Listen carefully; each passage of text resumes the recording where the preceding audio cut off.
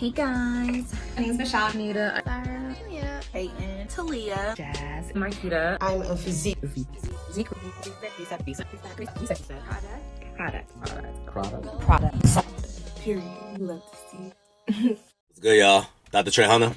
So today what we're going to talk about is why did you notice that you're starting to lose your curves, you're starting to get a little bit more frail, more skinny, but you're starting to get more of a belly, and what you can do to reverse it. All right.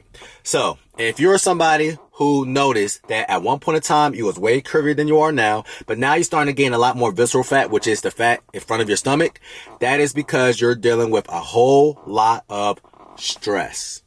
Let me tell you why. So when your body is stressed out, your body's releasing a hormone called cortisol. All right. Now, cortisol basically naturally makes your body retain a little bit more water, but also helps break down things in your body, preferably protein. All right. Now, also, cortisol is catabolic. So anabolic means to build up. Catabolic means to break down. So if it's catabolic, that means your body is naturally getting break down because you're in a stressful situation. Now, ironically, a lot of people think, oh, stress is just bad in general. No, stress is not bad in general. It's chronic stress that is bad, not acute stress. So we need stress and we need cortisol in a situation where, let's say somebody pushes up on you and now they want to fight you, right? Now you want to make sure that you hit a little bit harder, or if you have to leave real quick, you have to run, then you want to have a little bit more cortisol in your system. That way you can go and move faster than you can ever imagine. That's why you hear people say that, oh, I seen somebody do something super physiological, such as pick up a car and it's a 60-year-old woman. Why? Because her grandbaby was underneath the car. Some crazy like that, but we all heard crazy stories like that, right? But that's because of cortisol, all right? Your body's basically in tune. Your central nervous system is wired up, and any little thing that you're trying to do comes easier for you. All right. You just don't want your cortisol to be running rampant, which means for a long duration of time, because then it's going to start breaking things down. Okay. It's also some good, some bad. So it's a double-edged sword, but I don't want you to just feel like that cortisol itself is bad or stress itself is bad. Good stress is good. Chronic stress is bad. When your body's breaking things down, or when cortisol is high, then your body goes through a process called gluconeogenesis, which means what? To break down and create more glucose. When you're in a stressed state, your body's not really trying to target fat. It's going to start targeting protein. And when cortisol is high, then that means glucose in the system, which means your body can't tap into its body fat if it wanted to. Your curves is really muscle. All right. Your curves is nothing but muscle.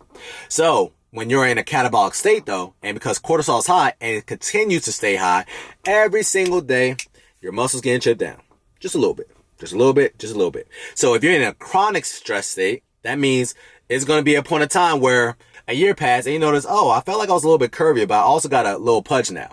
And I didn't really change up my diet, or nothing really crazy changed in my lifestyle. That is stress. And that's what stress can do. What it's going to do is it's going to, once again, break down your protein, okay, which is your muscle.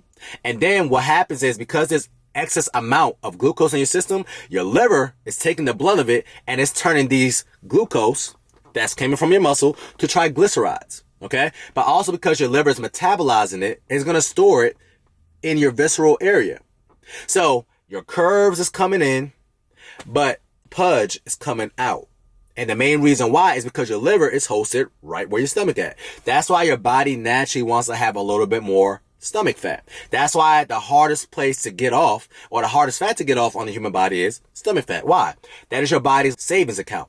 You're not going to tap into your savings account unless you have to.